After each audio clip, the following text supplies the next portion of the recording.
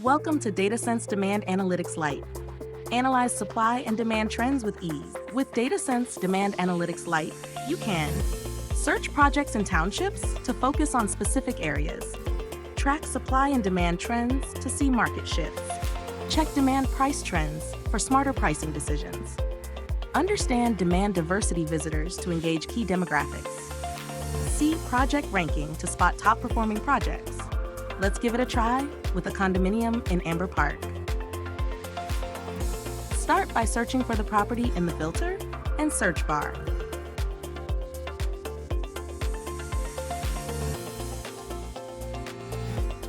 Quick view on the index, ranking, and trends.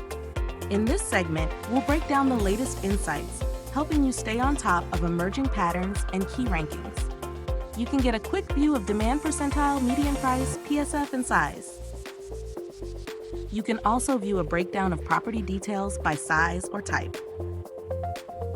In demand flexibility, you can see a summary of other visitor search trends, including the top 3 in sales and the top 3 in rent. Lastly, you can get a quick view of rankings by district, region, and state. Thank you for watching this video. We hope you've gained valuable insights from this model.